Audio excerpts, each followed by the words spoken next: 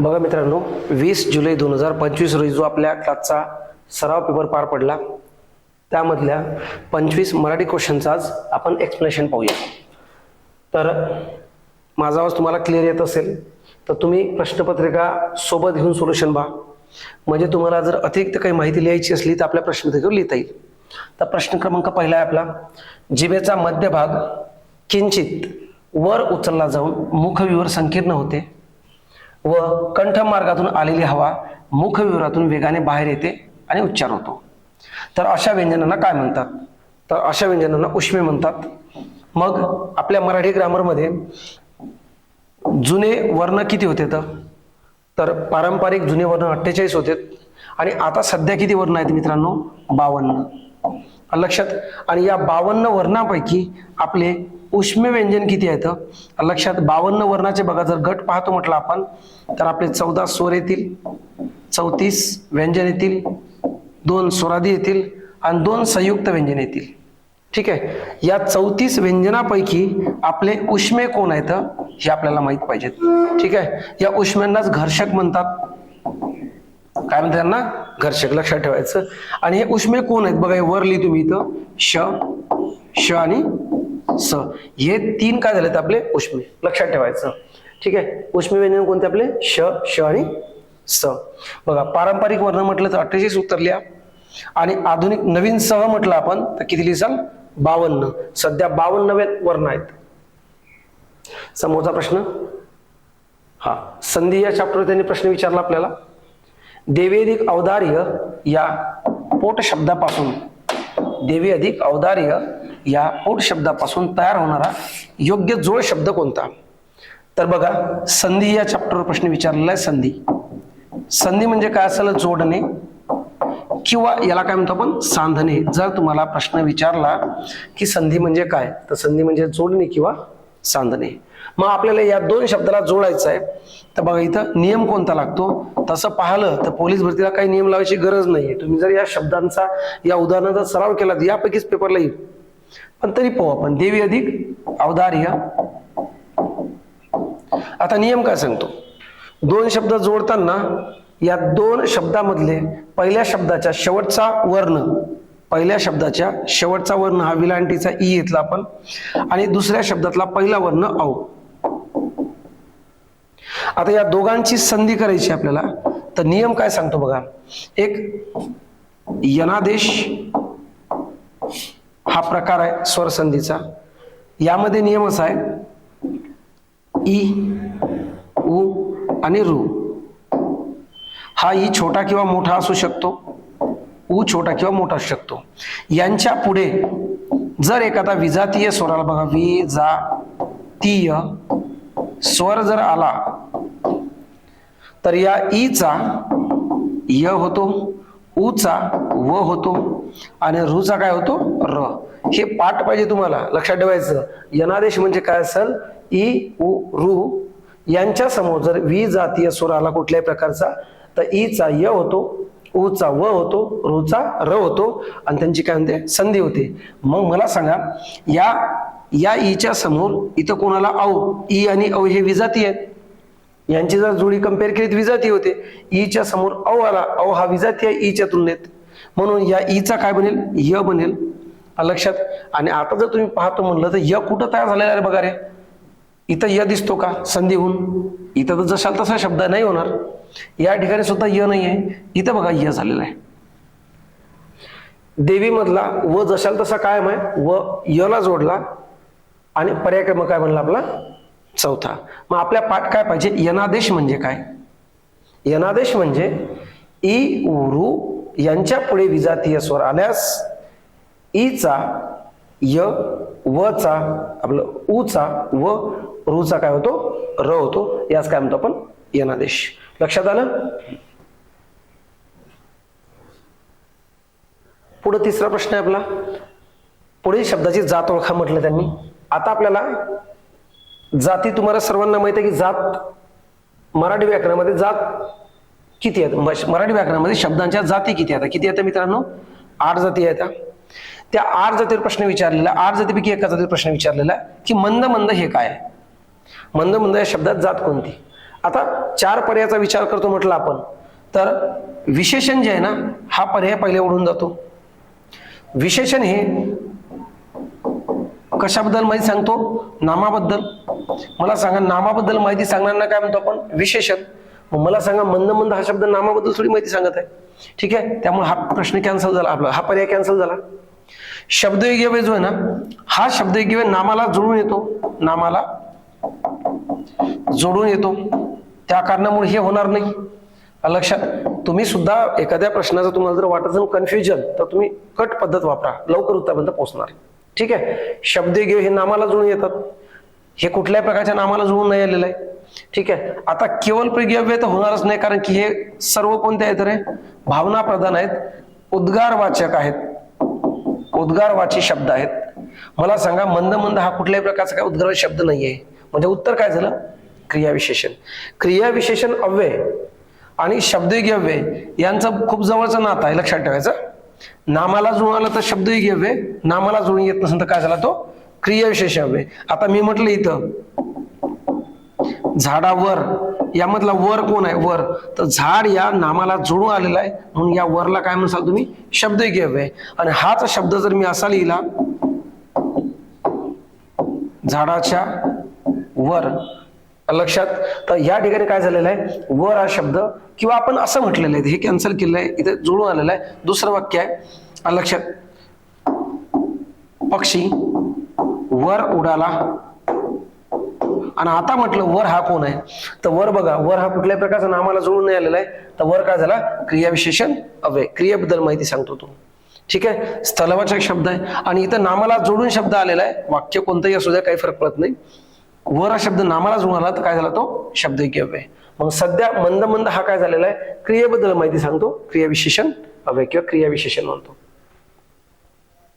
पुढचा बघा, अतिरिक्त माहिती लिहित चला. तुम्ही प्रश्नाचा विचार कसा करता याच्यानुसार तुम्ही उत्तरापर्यंत पोहोचता बरं का. ठीक आहे. हा डायरेक्टच प्रश्न तुमच्या वाचण्यातला आला, सरावातला आला, तुम्ही उत्तर लगेच काढणार. आता आहे 4थ्या नंबरचा क्वेश्चन. पुढीलपैकी कोणत्या पर्यायातील अधोरेखित शब्द हा नाम आहे? पुढीलपैकी बघा, कोणत्या पर्यायातील अधोरेखित शब्द हा काय असेल? नाम. मग इथं अधोरेखित कोणाला केलेलं आहे? दृष्टाने या शब्दाला, आणि इथं कोणाला आहे? म्हातारा या शब्दाला आहे. त्याने म्हटलेलं कोणता शब्द नाम म्हणून आलेला आहे? आता पहिला पर्याय बघा, त्या दृष्टाने किंवा दुष्ट माणसाने, दुष्टाने म्हणतो, त्या दुष्टाने बरोबर दावा साधला. या दुष्टाने जर शब्दाची फोड करतो म्हटलं आपण, तर हे कसं होते बघा, त्या दुष्ट माणसाने बरोबर बरोबर दावा साधला. आता या वाक्यामध्ये दुष्ट या शब्दाची फोड केली आपण, दुष्टाने या शब्दाची फोड केली. इथं दुष्ट शब्द वेगळा केला आणि माणसाने शब्द वेगळा केला. या ठिकाणी दुष्ट हा विशेषण म्हणून आलेला आहे. आता विशेषण कोणाचं? या व्यक्तीचं किंवा या माणसाचं. हे काय? नाम आहे. आता बघा, इथं नाम स्वतंत्र आहे, दुष्ट हे विशेषण स्वतंत्र आहे. पण या दोघाला जर एकत्र केलं लक्षात, तर वाक्य काय बनते? त्या, म्हणजे वाक्य सारखं बनते. त्या दुष्टाने बरोबर दावा साधला. ठीक आहे. मग यामधलं नाव कॅन्सल केलं, नामाचा फक्त प्रत्यय घेतला आणि तो विशेषणाला जोडला. जेव्हा विशेषणाला पुढे येणाऱ्या नामाचा प्रत्यय जोडला जातो, त्यापासून जे बनल ना, तो कोणता बनेल? नाम बनेल. पण ते कोणतं बनेल? विशेषण साधित नाम. कोणतं बनेल ते? विशेषण साधित. मग दुष्ट आणि माणसाने यामधलं नाम कॅन्सल केलं, यातला प्रत्यय घेतला आपण, काय बनलं? दुष्टाने. हे काय? हे नाम झालेलं आहे. पण कोणत्या प्रकारचं? विशेषणापासून बनलेलं, विशेषण साधित नाम. विशेषण साधित नाम. आता असे उदाहरण तुमच्या जवळ आहेत. जसं आपल्याकडे एक उदाहरण तुमच्याकडं असं देऊ शकता तुम्ही, तुमच्याकडे आहेत बघा, गरीब माणसाला योग्य सन्मान. गरीब माणसाला बघा, गरीब माणसाला योग्य सन्मान मिळत नाही. वाक्य आहे. आता या वाक्यात जर गरीब हे सध्या इथं काय आहे, विशेषण म्हणून आलेलं आहे. काय आलेलं आहे, विशेषण. कशाबद्दल, या नामाबद्दल. इथं हे नाम आहे. सध्या नाम आणि विशेषण दोन्ही वेगळे आहेत, म्हणून याला विशेषण म्हणायचं, याला नाम म्हणायचं. पण काय केलेलं आहे, या वाक्यातलं माणूस हे नाम काढून टाकलं, याचा फक्त प्रत्यय घेतला आणि प्रत्यय जर विशेषणाला जोडला ना, तर विशेषण सुद्धा नामाचं कार्य करतो. तेव्हा त्याला काय म्हणायचं, विशेषण साधित नाम. आता कसं बनेल माहितीये का, गरीबाला, बघायचा प्रत्यय, गरीबाला योग्य सन्मान मिळत नाही. मग गरीबाला हे कोणाचं कार्य करत आहे, नामाचं कार्य करत आहे. त्याचप्रमाणे दृष्टाने हा शब्द जो आहे ना, हे नामाचं कार्य करत आहे. पण कोणत्या प्रकारचं नाम झालंय, विशेषण साधित नाम. इथं आपण कंसात लिहितो, कोणत्या प्रकारचं नाव झालं, विशेषण साधित, म्हणजे विशेषणापासून बनलेलं विशेषण साधित नाम. आता खालच्या वाक्यात हे नाम म्हणून काम करत आहे. आता खालच्या वाक्यात आलो आपण, म्हातारा.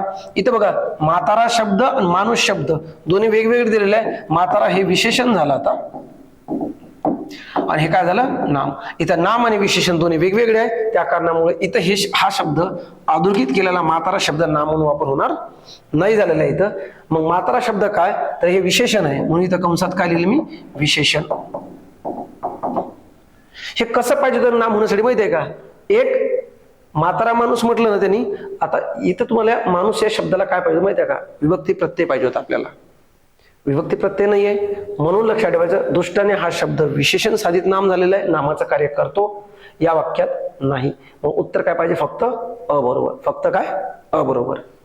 बघा, मराठी व्याकरणाचं उदाहरण सोडताना, कठीण उदाहरण सोडताना आपल्याजवळ एक आदर्श उदाहरण जवळ पाहिजे. ठीक आहे, मी शिकवताना क्लासमध्ये असे उदाहरणं तुमची घेतो. लक्षात, मी तुम्हाला नेहमीच सांगत असतो की गरिबांना योग्य सन्मान मिळत नाही.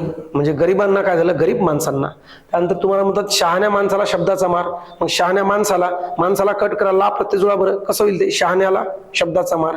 पुन्हा तुम्हाला असं म्हटलेलं आहे की श्रीमंतांना गर्व असतो. म्हणजे काय, श्रीमंत माणसांना गर्व असतो. माणसांना हा जर त्यामधला काढून टाकला तर फक्त उरते काय, त्याचा प्रत्यय. ते प्रत्यय श्रीमंत या शब्दाला जुळा, म्हणजे काय होईल, श्रीमंतांना योग्य सन्मान, आपलं श्रीमंतांना गर्व असतो, असं वाक्य बनेल ते. म्हणून लक्षात ठेवायचं. पुन्हा तुम्हाला म्हणतात आंधळ्या माणसाला चालताना मदत करावी. मग याला संयुक्त बनवा बरं, म्हणजे नाम बनवा बरं. आता विशेष नाम बनवा बरं, कसं बनेल, आंधळ्यांना चालताना मदत करावी. आता समोरचा क्वेश्चन, पुढीलपैकी कोणता शब्द त्याच्या समानार्थी रूपात तीनही लिंगी बदलतो. आता याच्यात बऱ्याचशा मुलांना काय गेलेली अडचण गेलेली आहे. ठीक आहे, आता ती अडचण काय गेलेली आहे, प्रश्नाची ओळख नाही म्हणून. आता खालीपैकी असा शब्द शोधा की ज्याचे समानार्थी रूप जर घेतले तर तीनही लिंगरूप वेगवेगळे असतील. मग याचे समानार्थी शब्द घ्या बरं. याचा एक शब्द स्वतः दार आहे आणि दुसरा कोणता आहे, दरवाजा. काही उदाहरणामध्ये ताटी सुद्धा दिलेला आहे. काही पुस्तकामध्ये ताटी दिलेल्या, आपण इथे ताटी घेणार नाही. मग इथं दोनच समानार्थी शब्द आहेत. इथं दार म्हटलं तर ते दार नपुंसकलिंगी बनेल आणि दरवाजा म्हटलं तर तो पुल्लिंगी बनेल. मग आपण पुढचा पर्याय पाहिला तर हे पाठ करा, हे IMP आहे. शरीर शब्द लिहूनच घ्या. शरीर शब्दाचे 3 समानार्थी शब्द घेऊ आपण आता. एक स्वतः शरीर घेतला, दुसरा आपण घेतला काया आणि तिसरा घेतला देह. झाले तिन्ही. पण आता मला सांगा, या तिघांचे जर लिंगरूप ठरतो म्हटलं ना, तर बघा इथं काय लागेल, इथं शब्द कोणता येतो, ते शरीर, म्हणजे काय झालं रे, नपुंसक लिंग. काया घेतला तर आपण ती काया म्हणजे काय झालं, इथं स्त्रीलिंगी शब्द आला. आणि देह जर शब्द घेतो म्हटलं तर तो देह काय बनेल, तो देह म्हणजे काय झालं, इथं पुल्लिंगी. म्हणजे लक्षात ठेवायचं, याचं आपलं उत्तर काय झालं मग, शरीर. शरीर या शब्दाचे जर समानार्थी शब्द घेतले तर ते 3 समानार्थी शब्द 3 वेगवेगळ्या लिंगरूपात आढळते. म्हणून उत्तर काय झालं आपलं, पर्याय क्रमांक दुसरा. तुम्ही जे महत्वाचे मी IMP केलेले हे लिहून घेत चला. तुमच्या प्रश्नपत्रिकेवर लिहा, काही वेगळं निश्चय करू नका. प्रश्नपत्रिका फेकून द्यायच्या नाही, एका फाईलमध्ये लावून चला. जोपर्यंत तुम्ही पोलीस लागत नाही तोपर्यंत तुम्ही केलेलं वर्क हे सोबत ठेवा, विशेष करून प्रश्नाच्या रूपातलं. आत्मसंयमनासाठी करावयाचे कृत्य या शब्दसमूहाला एक शब्द सांगा. IMP आहे, रिपीट होऊ शकतो. मग आत्मसंयमनासाठी करावयाची कृत्ये, कोणती कृती केली जाते त्याला काय म्हटलं जाते? त्याला म्हणतात यम नियम. काय म्हटलं जाते? यम नियम. पाठ करून ठेवा.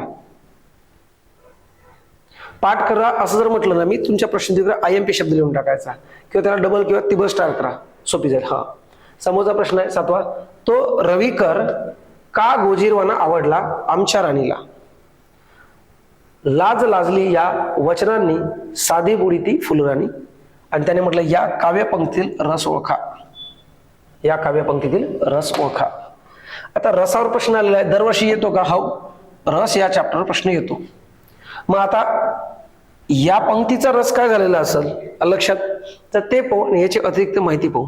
तर बघा, मी आवडला हा शब्द अंडरलाईन करतो. बघा, प्रेम, आवड, काम, वासना, त्यानंतर प्रेम झालं, आवड झालं, काम, वासना, आकर्षण यांच्या वर्णनामधून लक्षात, या घटकांमधून कोणत्या रसाची निर्मिती होते? शृंगार रसाची. लक्षात, शृंगार रस. आवड शब्द लक्षात ठेवायचा. ठीक आहे, प्रेम, आवड, आकर्षण, कामवासना यांच्या वर्णनामधून लक्षात कशाची निर्मिती होते? शृंगार रस निर्मिती होते. मग मराठी व्याकरणामध्ये एकूण रस किती? तर उत्तर काय लिहिसाल? 9 रस लिहिसाल. मग रसावर डायरेक्ट उदाहरण विचारते, उदाहरण पाठ नाही करायचं. काही त्याच्या खुणगाटा असतात, तेवढं लक्षात ठेवा.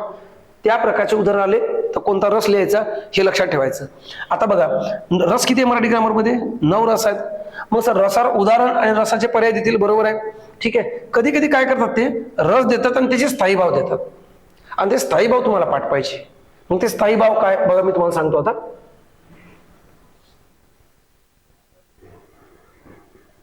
एक स्लाइड आहे आणि हे स्थायी भाव तिथंच लिहून घ्यायचे आता प्रश्नपत्रिकेवर, वेगळं नका करू काही त्याला.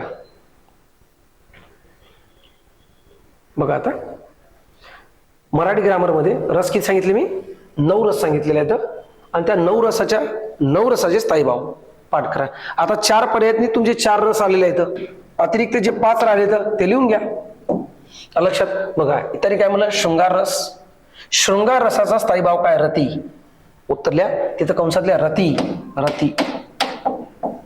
लक्षात, स्त्री पुरुष डॅश प्रेमातून, आकर्षणातून कोणत्या रसाची? शृंगार रस निर्मिती होते.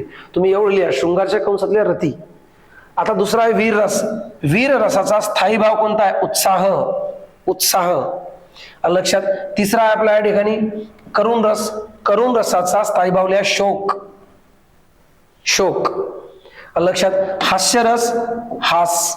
स्थायी भाव लिहायचा हास. हास्यरसाचा. रौद्र रस. रौद्र म्हणजे काय? राग, क्रोध. स्थायी भाव लिहा क्रोध. आणि स्थायी भाव जर तुमच्या पाठ असेल ना, उदाहरण लगेच ओळखते, लक्षात ठेवायचं. ठीक आहे, आता भयानक रस एक्झामला विचारलेला आहे. भय, भीती. स्थायी भाव कोणता असेल? भीती. बिभत्स रस गेल्या वर्षी विचारलेला क्वेश्चन आहे आपल्याला. बिभत्स रसाचा स्थायी भाव काय असेल? जुगुप्सा. बघा मी ते लिहितो, जुगुप्सा. जुगुप्सा कोणता आहे? बिभत्स रस असेल. ठीक आहे, त्यानंतर काय? अद्भुत रस. अद्भुत रसाचा स्थायी भाव आहे विस्मय. IMP आहे, लक्षात ठेवायचं. अद्भुत रसाचा स्थायी भाव कोणता आहे? विस्मय. त्यानंतर आहे शांत रस. शांत रस स्थायी भाव कोणता आहे? शम. शम. एक्झामला विचारलं जाईल तुम्हाला सकाळच्या व संध्याकाळच्या कवितांमधून लक्षात कशाची निर्मिती होते? शांत रसाची. इथे उदाहरण पसायदान दिलेलं आहे. लक्षात, पसायदान काय असेल? शांत रसाचं उदाहरण असेल. आता पुढे येऊ आपण. हे सगळं लिहत चला. ज्यावेळेस तुम्हाला रिपीट क्वेश्चन होईल ना, तुम्हाला ते आठवलं पाहिजे, किंवा त्यासारखा क्वेश्चन आठवलं पाहिजे आपल्याला. 8वा नंबरचा सोपी आहे. त्यांनी काय म्हटलेलं आहे? चला आता विळा द्या. या वाक्यातील शब्द शक्ती ओळखा. लक्षात, आणि विळा या शब्दावर जर फोकस केलं, ठीक आहे, तर विळा या शब्दाचा दुसरा अर्थ लक्षात घेतला जातो. म्हणजे काय असेल? व्यंजना शब्दशक्ती असेल. ठीक आहे, आता शब्दशक्ती म्हणजे काय असेल? शब्दशक्ती म्हणतो आपण शब्दाच्या अंगी, शॉर्टकट मध्ये लिहिणे शिका. शब्दाच्या अंगी असणारी, अर्थबोध करणारी शक्ती. शब्दाच्या अंगी जी वेगवेगळे अर्थछटा व्यक्त करणारी शक्ती असते तिला काय म्हणतो? शब्दशक्ती म्हणतो. लक्षात, मी अर्थछटा लिहितो इथं. अर्थछटा. लक्षात, तुम्ही सुद्धा शॉर्टकट मध्ये हेच लिहित चला. अर्थछटा. मग अशा अर्थछटा किती असतात, म्हणजे शब्द शक्ती किती येतात, 3 आहेत. मुख्य प्रकार किती आहेत, 3. एक आहे अभिधा, दुसरी आहे लक्षणा. जसे जसे आपले पेपर कव्हर होतील ना, हे सगळे टॉपिक कव्हर होईल. तुमचे कान वाजले पाहिजे, तुमचा स्वतःचा अभ्यास तर चालूच आहे. हा ठीक आहे. अभिधा, लक्षणा आणि व्यंजना. मग यांच्या व्याख्या तुम्हाला कंसात माहितच पाहिजे मित्रांनो. लक्षात ठेवायचं, शब्दशक्ती म्हणजे काय असेल, शब्दाच्या अंगी वेगवेगळे अर्थछटा असतात, त्या अर्थछटांनाच काय म्हणतो, शब्दाची शक्ती म्हणतो आपण. ठीक आहे. मग मला सांगा शब्दशक्तीचे प्रकार किती आहेत, 3. पहिला अभिधा, दुसरा लक्षणा, तिसरा काय असेल, व्यंजना. आता बघा यांच्या तिघांच्या व्याख्या शॉर्टकट मध्ये काय असेल. इथे बघा, मूळ अर्थ जर शब्दाचा आहे तोच अर्थ लक्षात घेतला जात असेल तर कोणती होईल, अभिधा. कारण पुढच्या पेपरच्या ज्यांचे उदाहरणं राहतील हे तुम्हाला पुन्हा एक्सप्लेन करेल मी, तेव्हा चांगलं लक्षात येईल तुम्हाला. लक्षणा म्हणजे काय असेल, याचा काय म्हटलं, याला काय म्हणलं शॉर्टकट, मूळ अर्थ. शब्दाचा मूळ अर्थ लक्षात घेतला तर अभिधा. इथं काय असेल, मूळ अर्थ जर लक्षात घेतला तर काय येते, बाधा येते, बाधा येते. म्हणून काय, सुसंगत अर्थ लक्षात घेतला जाईल, सुसंगत असा अर्थ लक्षात. मग मला सांगा या ठिकाणी मी काय लिहिणार, फक्त एक मिनिट. ठीक आहे.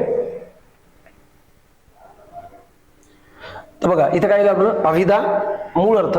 लक्षणा काय लिहिलं आपण, मूळ अर्थाला बाधा येत असेल, मूळ अर्थाला बाधा येत असेल म्हणून सुसंगत असा अर्थ, सुसंगत असा अर्थ. इथे बघा, सुसंगत अर्थ एवढं लिहायचं. आता व्यंजना म्हणजे काय असेल, इथे काय असेल, दुसरा अर्थ. काय असेल, डायरेक्ट दुसरा अर्थ घेतला असेल किंवा व्यंग केलेला अर्थ म्हणतो आपण. व्यंग करणे म्हणजे काय, नाव ठेवणे. ठीक आहे. तर आता चला आता वेळा द्या, याची शब्दशक्ती कोण झाली, व्यंजना. तुम्ही एवढं लक्षात ठेवायचं, शब्दशक्ती म्हणजे काय असेल, वेगवेगळ्या अर्थछटा 3 प्रकारच्या आहेत, अभिधा, लक्षणा, व्यंजना. अभिधा म्हणजे मूळ अर्थ लक्षात घेणे, सुसंगत अर्थ म्हटलं तर लक्षणा, आणि व्यंजना म्हणजे काय असेल, डायरेक्ट दुसरा अर्थ. इथं मूळ अर्थाला बाधा येत नाही. आता पुढे जाऊ आपण. 9व्या नंबरचा प्रश्न आहे, अतिशय महत्वाचा प्रश्न आहे 9व्या नंबरचा. य य य य हे अक्षर, हे कोणत्या अक्षर वृत्ताचे गण आहेत.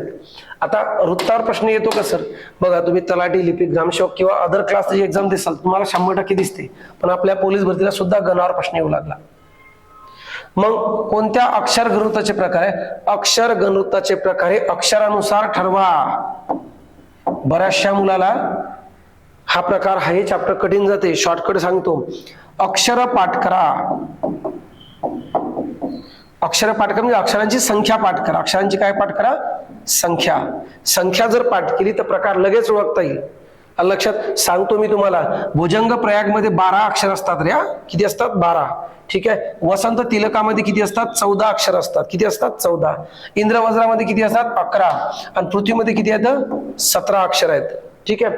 मग आता माझे अक्षर पाठ झालेत, मग मी काय करणार आता माहित आहे का, हे जे गण दिले ना, गण याच्यात किती अक्षर भरतात ते सांगतो.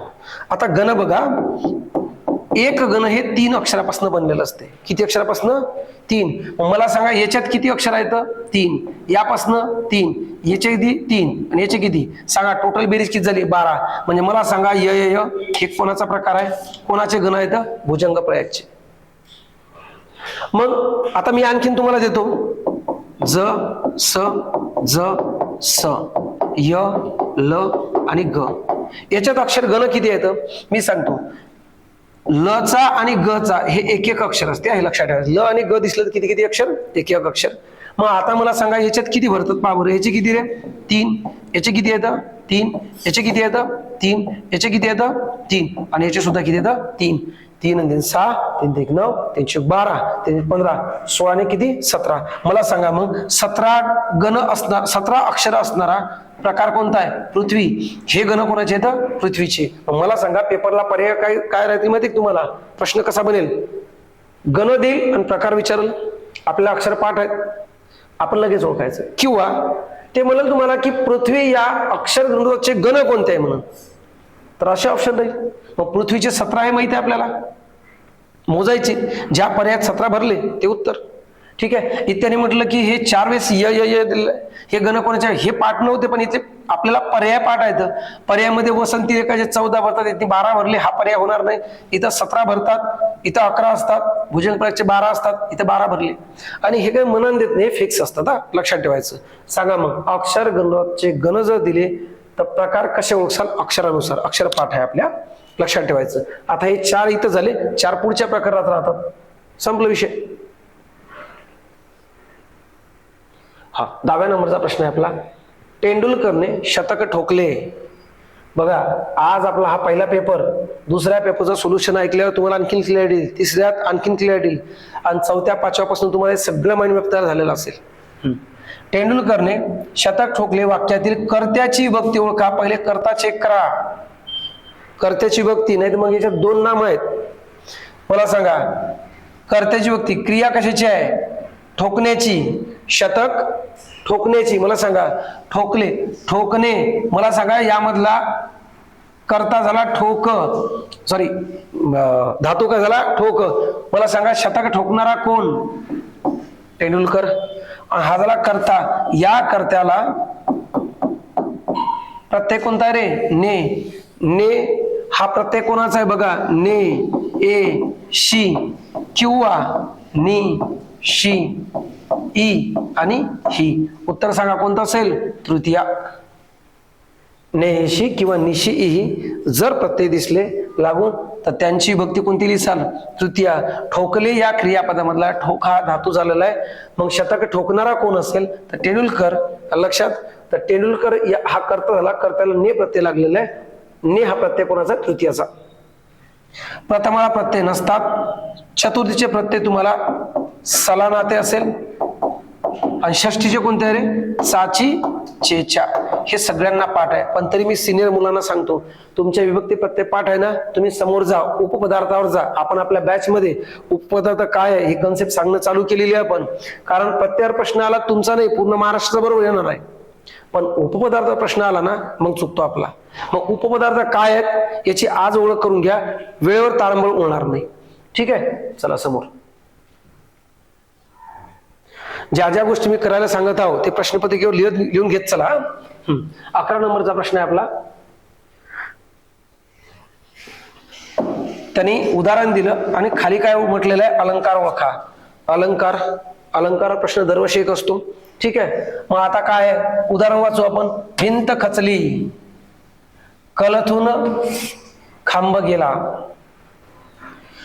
जुनी पडकी उद्ध्वस्त धर्मशाळा, तिच्या कौलारी बसून पारवा तो, खिन्न निरस एकांत गीत गातो.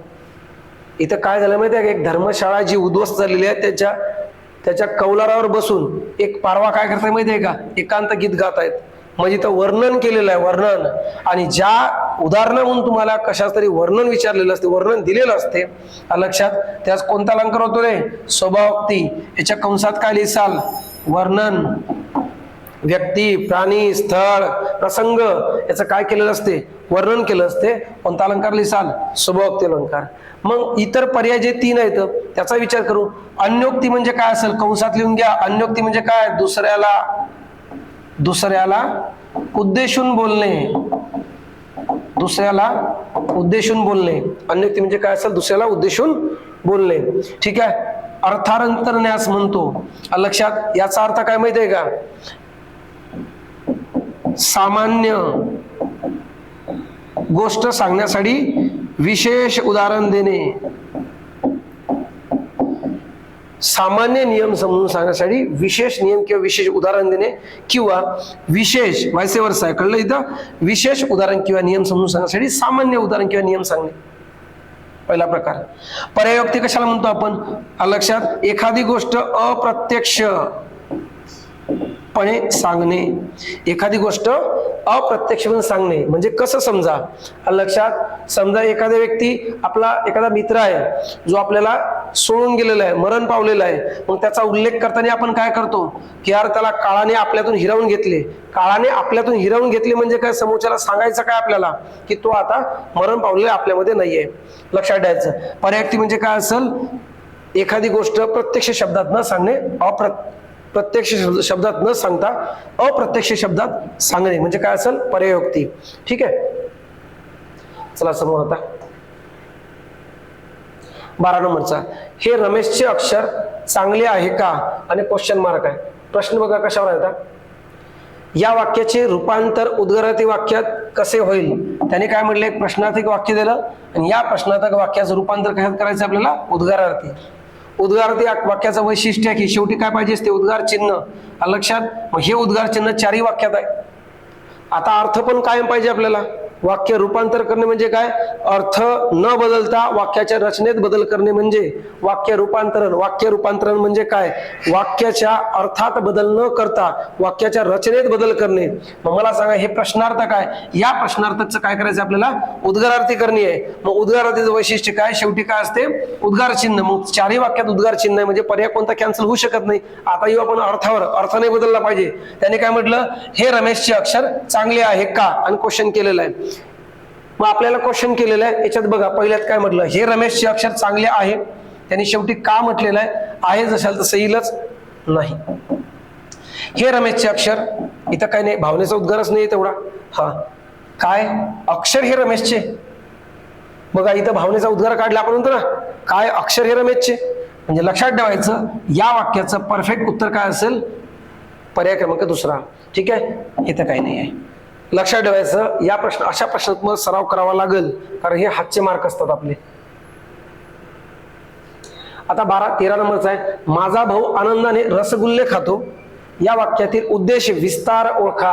आता उद्देश विस्तार ही काय भानगड आहे ते बघा.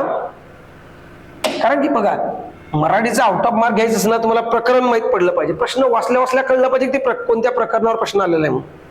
मला सांगा, उद्देश विस्तार लक्षात, तर हे वाक्य पृथक करण्याचा प्रश्न आहे रे.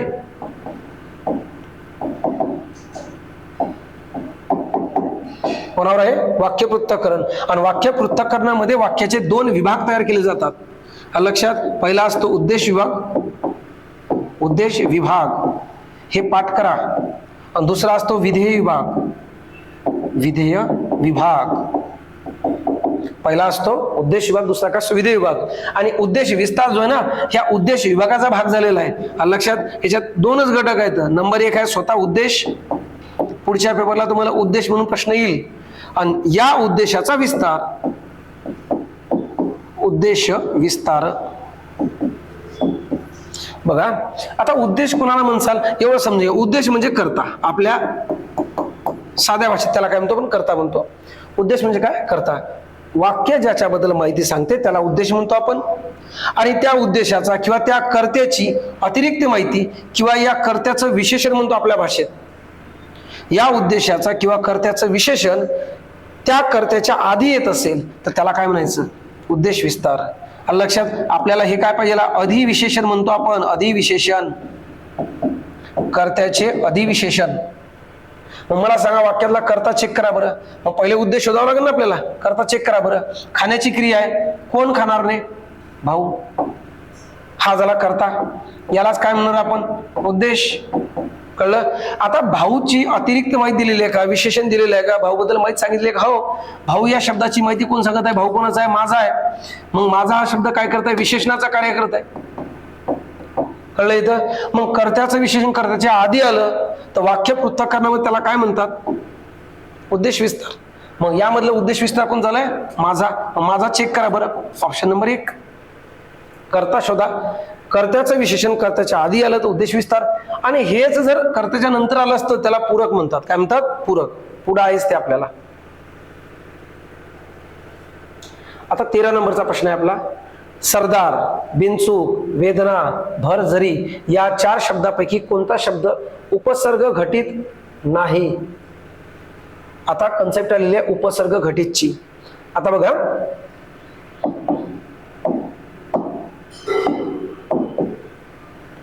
उपसर्ग घटित आपल्याला हे चॅप्टर लगेच कळलं पाहिजे. हे चॅप्टर कुठलं आहे, शब्द साधित. शब्द साधित. लक्षात ठेवायचं, साधित शब्दाचे 4 प्रकार मानले जातात. साधित शब्दाचे 4 प्रकार मानले जातात. त्यामधला एक आहे उपसर्ग घटित, दुसरा आहे प्रत्यय घटित, दुसरा कोणता रे, प्रत्यय घटित, तिसरा आहे अभ्यस्त. बघा, पहिला राऊंड तुमचा असला पाहिजे मुख्य प्रकरणावर फोकस करणं, नंतर वरतून खाली जाऊ आपण अभ्यस्त, आणि नंतर आहे सामासिक. सामासिक शब्द, अभ्यस्त शब्द, प्रत्यय घटित शब्द, उपसर्ग घटित शब्द. मग आपल्याला कोणता विचारायला, उपसर्ग. उपसर्ग घटित म्हणजे काय, पहिल्यांदा चेक करतो, मग सांगतो उपसर्ग म्हणजे काय. उपसर्ग हे असे अक्षर असतात जे कुठे लागतात रे, एखाद्या नामाला समोरून लागतात. उपसर्ग हे असे अक्षर असतात की एखाद्या सिद्ध शब्दाला, मूळ शब्दाला समोरून जोडले जातात. मग मला सांगा, समोरून जोडल्यांना काय म्हणायचं, उपसर्ग म्हणायचं, आणि त्यापासून जो शब्द बनतो त्याला काय म्हणतो आपण, उपसर्ग घटित शब्द. मग याच्यात काय, मूळ शब्द शोधा, सिद्ध शब्द शोधा, सिद्ध शब्द शोधा किंवा मूळ शब्द शोधा, आणि त्या मूळ शब्दाला समोरून काही लागलं का शेवटून काही लागलं त्याच्यावरून प्रकार ठरवा. आता मी जर तुम्हाला इथे उदाहरण देतो, एक मिनिट, जळतो नाही घेऊ आपण, एक मिनिट, यातलंच एक उदाहरण देऊ आपण.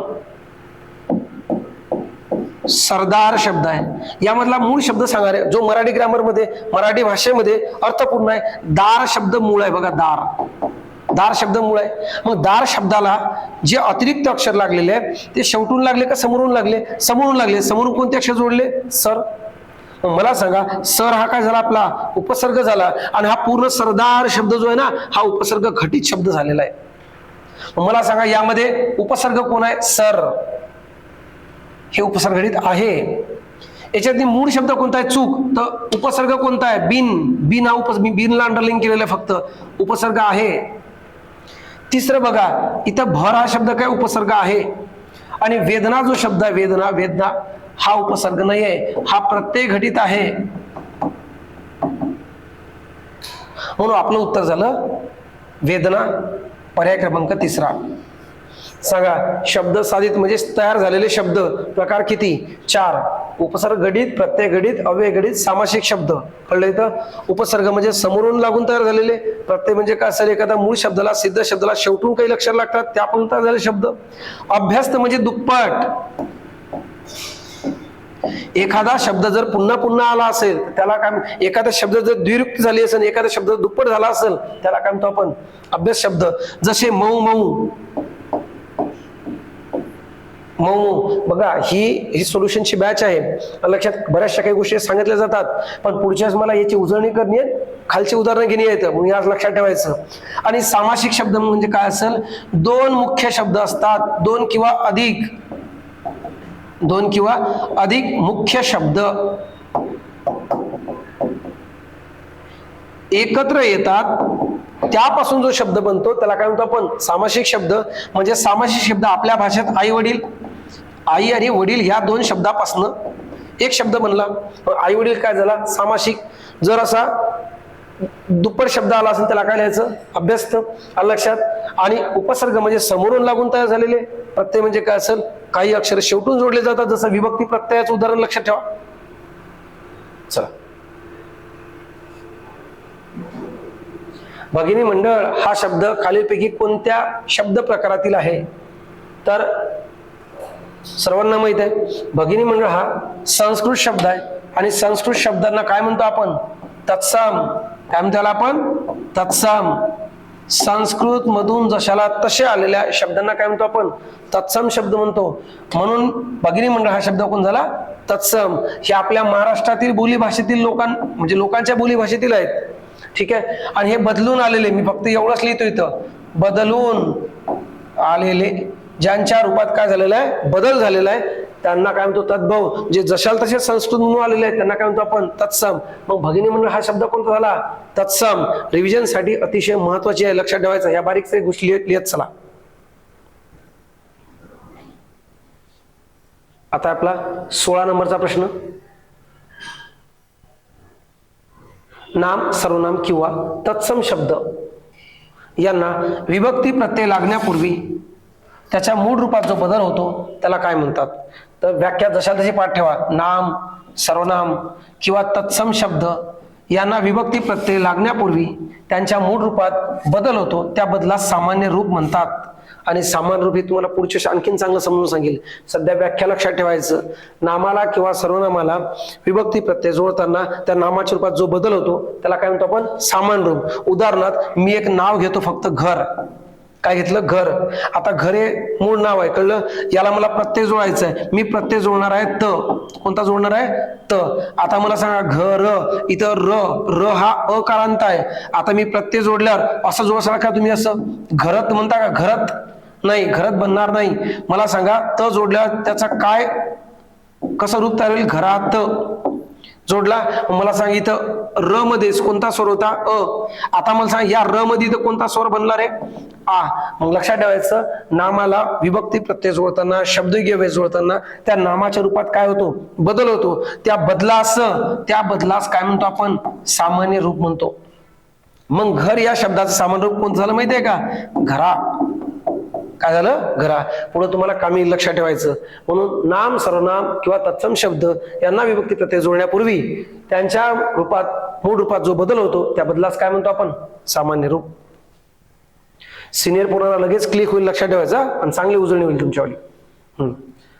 राम फार उतावळा आहे या वाक्यातील उतावळा या विशेषणाचे विशेषण ओळखा. विशेषणाचे विशेषण सांगितले त्यांनी. ठीक आहे. मग मला सांगा त्यांनी शब्द कोणता दिला आपल्याला? उतावळा. तुमच्या जवळ प्रश्नपत्रिका आहे. मी प्रश्न जरी जोरात फास्ट वाचला तर प्रश्नपत्रिका तुमच्या जवळ आहे. नाही तर आपल्या ऍपवर जा. ऍपवर मी प्रश्न टाकलेली आहे, त्याची झेरॉक्स काढा, सोबत ठेवा आणि ज्या ज्या गोष्टी आवश्यक वाटतात त्या लिहून घेत चला. उतावळा शब्द आहे. उतावळा या शब्दाबद्दलचं विशेषण विचारलेलं आहे. उतावळा या नामाच्या पूर्वी शब्द काय वापरलेला आहे? फार. कळलं? इथं राम उतावळा आहे, पण कसा आहे तो? फार उतावळा आहे. लक्षात. उतावळ्याबद्दलची अधिक माहिती कोण सांगितली? फार या शब्दाने. मग उतावळा या विशेषणाचे विशेषण कोण झालेलं आहे? फार. 18 नंबर, दिलेल्या वाक्यातील क्रियापदाचा प्रकार ओळखा. आपल्याला प्रकार कोणाचा विचारलेला आहे? क्रियापदाचा. IMP क्वेश्चन आहे आपला, लक्षात ठेवा. आता क्रियापदाचे प्रकार मुळात किती आहेत रे? क्रियापदाचे मुख्य दोनच प्रकार आहे. एक सकर्मक क्रियापद आणि दुसरं कोणतं? अकर्मक. पण इतर प्रकारांमध्ये हा प्रकार विचारला गेलेला आहे. आता लक्षात द्या, वाक्य कोणतं आहे आपलं? भोजन शाळेत माणसे जेवू लागली. काही मुलांना वाचताक्षणी कळलं असेल की हा कोणत्या प्रकारचा क्रियापद आहे. लक्षात. मला सांगा क्रियापद म्हणजे काय? वाक्याचा अर्थ पूर्ण करणारा क्रियावाचक शब्द. म्हणजे त्या वाक्यातली क्रिया समजली पाहिजे. मला सांगा भोजन शाळेत माणसे जेवू लागली या वाक्यातली क्रिया कशाची आहे? जेवण्याची क्रिया आहे. म्हणजे यामधला धातू कोणता आहे रे? याच्यातला धातू कोणता आहे? जेव. धातू कोणता आहे? जेव. लक्षात. या धातूला कोणता प्रत्यय लागला रे? उ. इथं जेवू शब्द झालेला आहे. ठीक आहे. तो व आणि त्याला काय पाहिजे? उकार पाहिजे होती. लक्षात. जेव अधिक उ. काय झालं इथं? जेऊ. मग लक्षात ठेवायचं, जेव्हा धातूला एखादा प्रत्यय लागतो तेव्हा त्यापासून जो बनतो ते दोन प्रकारचे बनतात. एक, धातूला प्रत्यय लागल्यास जो शब्द तयार होतो त्याच्यापासून जर क्रिया पूर्ण होत नसेल तर त्याला म्हणतो धातू साधित. मग हे काय झालं? सध्या धातू साधित झालेला आहे, कारण की क्रिया अपूर्ण आहे. आणि आता या धातू साधितला जर स्वतःची क्रिया पूर्ण करायची असेल तर दुसऱ्या क्रियापदाची गरज पडते आपल्याला. मग त्याला म्हणतो आपण सहाय्यकारी. मला सांगा इथं सहाय्यकारी कोण बनलेला आहे? लागली. आता सांगा जेवू लागली अर्थ पूर्ण होत आहे. मग धातू साधितला मदत करणार म्हणजे कोण असेल? सहाय्यकारी. मग लक्षात ठेवायचं, धातू साधित अधिक सहाय्यकारी दोघांनी मिळून जे क्रियापद बनते त्याला म्हणतो संयुक्त क्रियापद. काय म्हणतो आपण? संयुक्त क्रियापद. मग या संयुक्त क्रियापदाच्या समोरच असेल या रे, धातू साधित अधिक सहाय्यकारी क्रियापद. स लिहिलं फक्त मी तिथं. सहाय्यकारी क्रियापद. धातू साधित अधिक सहाय्यकारी क्रियापद म्हणजे काय? संयुक्त क्रियापद. पण एक लक्षात ठेवा, संयुक्त क्रियापदाच्या वाक्यामध्ये दोन धातू असतात. पण क्रिया किती असेल? एकच. दोन धातूपासून जर एकच क्रिया बनत असेल त्याला काय म्हणतो आपण? संयुक्त क्रियापद. मग इथं जेव हा एक धातू आहे आणि दुसरा आहे लाग, हे दोन धातू, दुसरा धातू. मग जेव आणि लाग दोन वेगवेगळ्या क्रिया समजत नाहीये, दोन धातूवर एकच क्रिया समजत असेल तर त्याला म्हणतो आपण संयुक्त क्रियापद. लक्षात ठेवायचं. मी प्रेम करीत राहीन, 19 नंबरचा क्वेश्चन आहे. मी प्रेम करीत राहीन या रीती भूतकाळी वाक्याचे अपूर्ण भविष्यकाळ रूप असलेला पर्याय ओळखा. आता या वाक्यामध्ये थोडस, या प्रश्नामध्ये काय माहितीये का, करेक्शन आहे. मी प्रेम करीत राहीन हा रीती भूतकाळ आहे का? नाही. मग सोडून द्या त्याला. मी प्रेम करीत राहीन म्हटलेलं आहे लक्षात, तर रीती भूतकाळ नाही येतो. मग एक काम करू आपण, हे वाक्यच पकडू फक्त. या वाक्याच काय करणे आपल्याला? डायरेक्ट अपूर्ण भविष्यकाळ करणे आहे.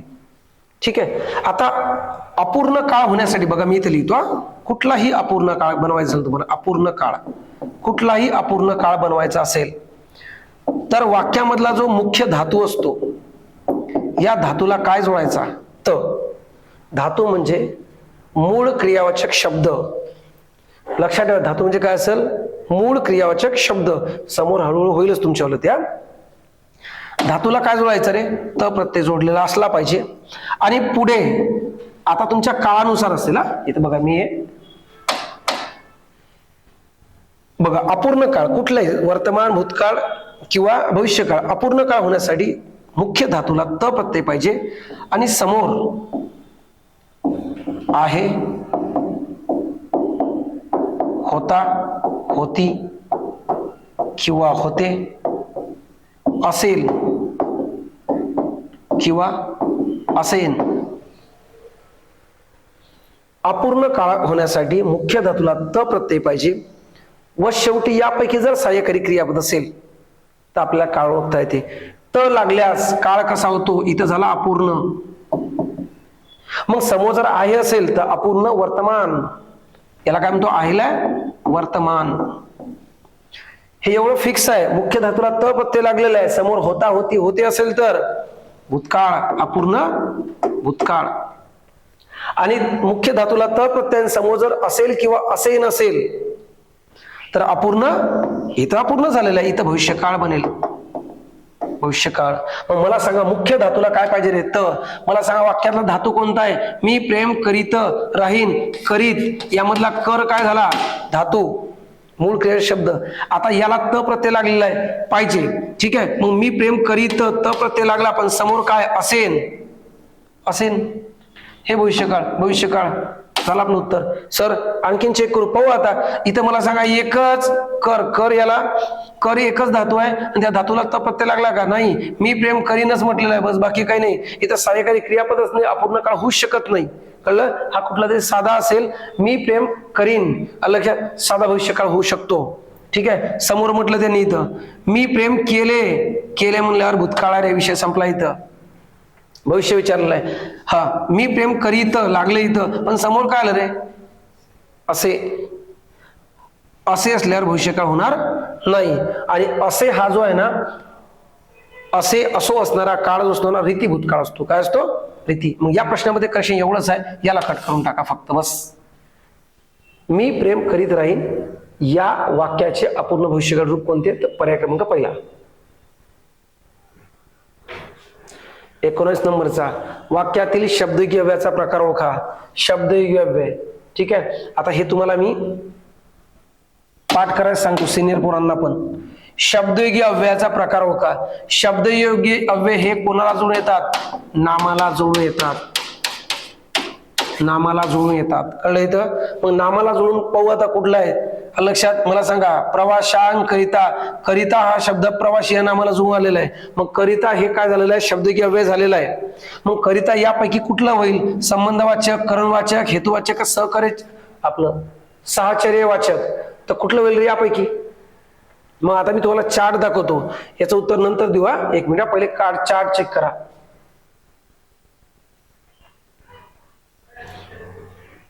शब्दयोगी अव्ययाचा एक चार्ट आहे, कारण आपल्याला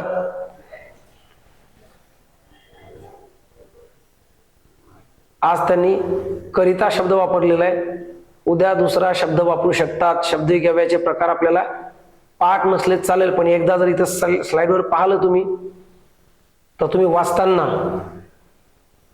व्यवस्थित वाचणार. एक मिनिट.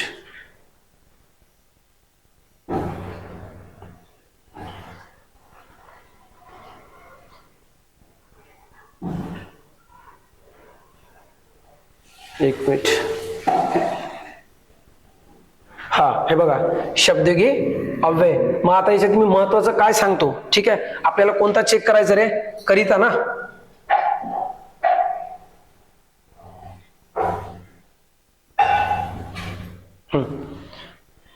प्रवासान करिता म्हटलेलं आहे. मग आता बघा याच्यात मी, ठीक आहे, शब्दगी अव्यय काय म्हटलं इथं?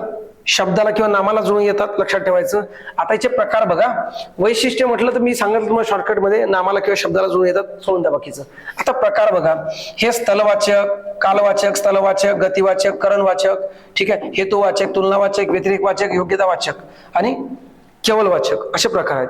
यामधला कालवाचक, जर तुमच्या कालदर्शक शब्द असतील त्याला कालवाचक म्हणतो, हे सांगायची गरज नाही, हे तुम्हाला ओळखता येईल, ठीक आहे. स्थलवाचक शब्द असेल तर त्याला काय म्हणतो? स्थलवाचक, ठीक आहे. जसे आत, बाहेर, मागे, पुढे, आवश्यकता नाही, ते पण तुम्हाला लगेच ओळखायला येईल. गतिवाचक काय असेल? ऊन लागलेले सगळे गतिवाचक असतात, हे आतून, खालून, मधून, जवळून, ठीक आहे. नंतर काय? करणवाचक, हे महत्वाचं आहे आपल्याला. करणवाचक लगेच लिहून घ्यायचं. करणवाचक कोणता आहे? ज्या नामाला योगे, मुळे, करून, करवी, कडून, द्वारा हे जर दिसले लागून तर त्याला म्हणतो आपण करणवाचक. मग आपण आपलं जे प्रश्न आहे तर यापैकी कोणीच नाही आहे. आपला जो प्रश्न आहे तो आता दिसेल तुम्हाला. आता खाली हेतुवाचक बघा, पर्याय क्रमांक 3 बघा. हेतुवाचक. हेतुवाचक मध्ये बघा, करिता, साठी, आपण म्हणतो ना देशाकरिता, देशासाठी म्हणतो ना, सेम, ठीक आहे. त्यानंतर प्रित्यर्थ, निमित्त आणि स्तव, हे 4 लिहूनच घ्या. हेतुवाचकच्या कंसात घ्या. साठी, करिता, प्रित्यर्थ, निमित्त आणि स्तव. स्तव वारंवार विचारलेला आहे. हे कोणत्या प्रकारचा शब्दयोगी अव्यय? तर उत्तर काय पाहिजे? हेतुवाचक. मग तुलनावाचक सोडून द्या. व्यतिरेकवाचक लिहा. व्यतिरेकवाचक आयएमपी करून लिहा. व्यतिरेकवाचक शिवाय, खेरीज, विना, वाचून. कैवल्यवाचक लिहा. केवलवाचक किंवा कैवल्यवाचक महत्वाचं आहे. केवळ, मात्र, फक्त आणि च. आणि नंतर लिहायचं साधित शब्दयोगी अव्यय. साधित शब्दयोगी मध्ये आता तुम्हाला सध्या इथे एवढंच सांगतो की संस्कृत शब्द साधित लिहा. संस्कृत शब्द साधित, ठीक आहे. साधित म्हणजे तयार झाले, बनलेले. संस्कृत शब्द साधित कोणते कोणते बघा लिहा. प्रित्यर्थ, पर्यंत, समक्ष आणि विना. संस्कृत शब्द साधित आपल्याला माहित पाहिजे, लक्षात ठेवायचं. कोणते कोण सांगितले आपण मी? विना, प्रित्यर्थ, पर्यंत आणि सक्षम. मग सांगा वाक्यातली शब्दयोगी अव्ययाचा प्रकार कोणता आहे? शब्दयोगी अव्यय ओळखा. पहिल्यांदा नामाला लागून येते. करिता हा शब्द प्रवास आहे, प्रवासी या नामाला लागून आलेला आहे, कळलं इथं. मग करिता कोण झाला आपला? हेतुवाचक. हेतुवाचक बाकीचे पण लिहून घेतलेले आहे आपण. 21 नंबरचा प्रश्न आहे, जगा आपण माणसासारखे. या वाक्यातील अव्ययाचा प्रकार ओळखा म्हटलं त्यांनी. कोणाचा प्रकार? अव्ययाचा प्रकार. आता हे अति महत्वाचा आहे, लक्षात घ्या. अव्ययाचा प्रकार आणि अव्ययाचा प्रकारामध्ये तुम्हाला समुच्चय बोधक, न्यून बोधक, विकल्प बोधक, परिणामबोधक दिलेले आहेत. तर हे चारही प्रकार जे आहे ना लक्षात, कोणाचे रे? उभयान वहीचे. उभयान वही अव्यय आहेत, कळलं इथं, ठीक आहे. त्यातल्या त्यात कोणाच्या आहेत? प्रधानत्व, प्रधानत्व सूचक, प्रधानत्वाचे आहेत, लक्षात ठेवायचं. मग आता यामधला अव्यय कोणता आहे? कोणता आहे? पण. कोणता आहे? पण. आता पण हे अव्यय कोणता आहे तर लक्षात ठेवा. कोणता आहे तो? न्यूनत्व बोधक. बघा, पण, परंतु, बाकी, किंतु, हे जे शब्द आहेत हे कोणत्या प्रकारचे अव्यय आहेत? न्यूनत्व बोधक. पाठच करा. न्यूनत्व म्हणजे काय? याचा अर्थ विचारलेला आहे. न्यूनत्व म्हणजे कमीपणा. न्यूनत्व म्हणजे काय असेल? कमीपणा. मराठी ग्रामर वाचताना हे तुम्ही सगळं वाचलेलं आहे, पण नेमका प्रश्न कुठे येतो ना त्याच कन्फ्युजन तुमचं वाढते. न्यूनत्व म्हणजे काय असेल? कमीपणा. लक्षात. न्यूनत्व व्यनव्य कोणत्या येतं? पण, परंतु, बाकी, किंतु, लक्षात ठेवायचं. मग सर समुच्चय बोधक कोणत्या येतं? आणि, व, शिवाय. शिवायला आयएमपी करा. शिवाय. शिवाय हा समुच्चय बोधक आहे हे वाक्यानुसार ठरवून लक्षात ठेवायचं. आणि विकल्प कोण आहे ते विकल्प सुद्धा लिहून घ्या तिथं. किंवा, अथवा, वा, की हे काय आपले विकल्प बोधक. विकल्प म्हणजे पर्याय, विकल्प म्हणजे काय असेल पर्याय, न्यूनत्व म्हणजे काय असेल कमीपणा, आणि समुच्चय म्हणजे काय असेल एकत्र करणं. लक्षात ठेवा समुच्चय बोधक म्हणजे काय असेल एकत्रितपणा. जगा पण माणसारखे, पण हा काय झाला आपला न्यूनत्व बोधक. 22 नंबरचा प्रश्न आहे आपला. पाद पुनरार्थक लक्षात केवल प्रयोगी अव्यय कुठले. आता याला आपण आपल्या भाषेत काय करू माहिती आहे का, पालुपदे लिहू आपण. पेपरला पण विचाराल यालाच काय म्हणतात पालुपदे. मग पालुपदे कोणाला म्हटलं जाते, पालुपदे कोणत्या येतं. आता बघा पालुपदे कुठले असतील हा बघा लिहून घ्यायचा. जळलं, मेलं, आणखीन, बर का आणि आत्ता हे काय तर पालुपदे आहेत लक्षात. तर पालुपदे कोणतं आहे असं त्यांनी म्हटलेलं आहे या वाक्यामध्ये, विधान दिलेलं आहे. तर या विधानामध्ये पालुपदे कोणते आहेत कुठे दिसतील. पहिलं वाक्य आहे राम राम, काय हा प्रसंग, पालुपद नाही येत. छे, मी कसे कुठे काय म्हटले, छे पालुपदे नाही येते, उद्गारवाची म्हणजे केवळ प्रयोगी अव्यय हा.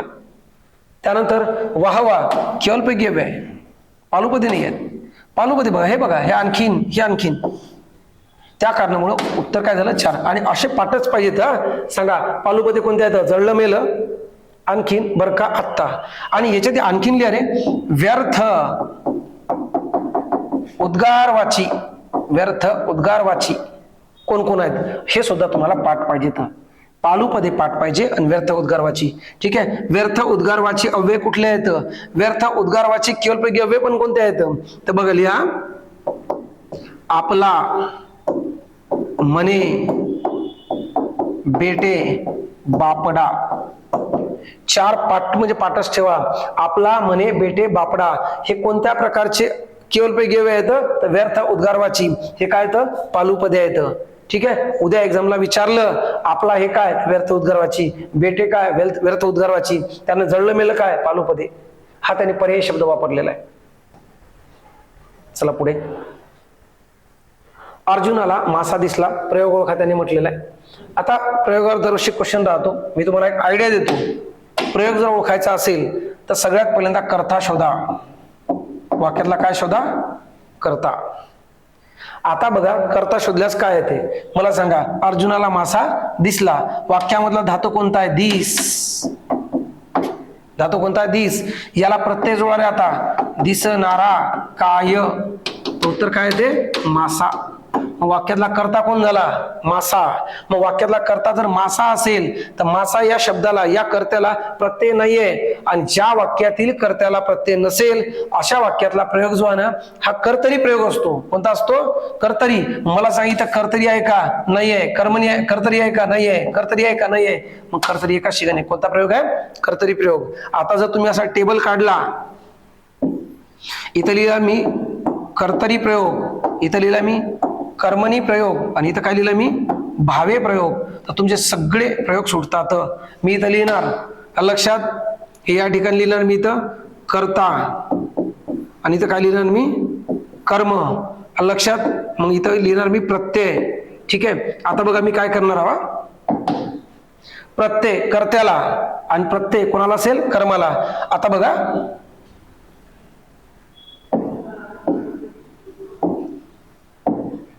कर्तरी प्रयोगामध्ये कर्त्याला प्रत्यय असतो का, नाही. कर्माला असतो किंवा नसतो.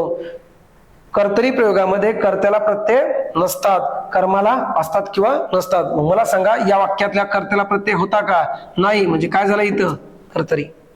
कर्मणी प्रयोगामध्ये कर्त्याला प्रत्यय असतो, कर्माला नसतो. भावे प्रयोगामध्ये कर्त्यालाही प्रत्यय असतो, कर्माला प्रत्यय असतो. कर्म असला त्याला प्रत्यय द्यावाच लागेल लक्षात. सांगा मग कोणत्या प्रयोगामध्ये दोघाला प्रत्यय असतात, सकर्मक भावे. कोणत्या प्रयोगामध्ये फक्त कर्त्याला प्रत्यय असतो तर कर्माला नसतो, तर काय असेल कर्मणी. कोणत्या प्रयोगामधला कर्ता हा प्रथमांत असतो म्हणजे प्रत्यय नसतो, काय असेल कर्तरी, कर्त्याला प्रत्यय नाही म्हणजे काय झाला कर्तरी. बरेचसे मुलं चुकलेत. धातूला नारा नारी प्रत्यय लावा आणि कोण किंवा काय ने प्रश्न विचारल्यास उत्तर करता येतो. 23 स्वर्गवास, पोटशूळ, पानकोंबडा, घरधंदा, कलाकुशल या सामासिक शब्दाचा समास कोणता? समासावर प्रश्न आलेला आहे. उदाहरण तुमच्या पाठ आहेत लक्षात. समास कोणता आहे तर स्वर्गवास. स्वर्गवास या शब्दाचा जर आपण विग्रह केला किंवा सगळ्यात सोपी पानकोंबडा याचा विग्रह केला, त्याला काय म्हणतो आपण? पानकोंबडा म्हणजे काय? पाण्यातील कोंबडा. तील म्हणजे काय? स्थलवाचक शब्द आहे आणि स्थलवाचक शब्दाची विभक्ती प्रत्यय कोणता आहे रे? त. लक्षात. आणि मला सांगा त प्रत्यय कोणाचा आहे? सप्तमीचा आहे. मग मला सांगा सप्तमी आहे का? आहे. सप्तमी तत्पुरुष समास. मग मला सांगा स्वर्गवास विग्रह करा. स्वर्गात वास किंवा स्वर्गातील वास म्हणतो. पोटशूळ, पोटात शूळ किंवा पोटातील शूळ म्हणतो आपण. पाण्यात कोंबडा किंवा पाण्यातील कोंबडा म्हणतो. घरातील धंदा, कलेत कुशल. मग यांना तील किंवा त प्रत्यय लागत आहे आणि त प्रत्यय असणारी विभक्ती कोणती आहे? सप्तमी. म्हणून सप्तमी तत्पुरुष. विग्रह करून पहा, प्रत्यय ज्या विभक्तीचा लागला त्या प्रकारचा तत्पुरुष समास होऊन जाईल. पुढे जाऊ आपण. लास्ट क्वेश्चन आहे. आत्मवंचना या शब्दाचा विरुद्धार्थी शब्द खालील पर्यायातून कोणता? महत्वाचा होता. असे शब्द वारंवार नजरेखालून टाकायचे. आत्मवंचना या शब्दाचा विरुद्धार्थी शब्द तर काय असेल रे? आत्म काय दिली त्यांनी? आत्मशांती, बरोबर आहे. हा एक मिनिट. आत्मवंचना म्हटलेलं आहे त्यांनी. आत्मवंचनाचा विरुद्धार्थी शब्द म्हटले. विरुद्धार्थी, हा फोकस करा. विरुद्धार्थी काय असेल? आत्मस्तुती. ठीक आहे. तर बघा इथं 25 प्रश्नांचं आपण सोल्युशन घेतलेलं आहे. सोल्युशन घेताना तुमच्याकडे प्रश्नपत्रिका जर नसेल तर सोल्युशनचा काहीच उपयोग होणार नाही. तुम्हाला ती प्रश्नपत्रिका लिहून हिरवी पिवळी करून टाकायची आहे. कारण की ज्या ज्या गोष्टी मी सांगितल्या त्या गोष्टी फॉलो करा, लिहा. 24 प्रश्नपत्रिका आपल्याकडं 2500 जवळपास एक साधारणतः 2400 किंवा 2500 प्रश्नांचा काय होईल? सराव होऊन जाईल आणि टॉपिक तेवढे होऊन जातील.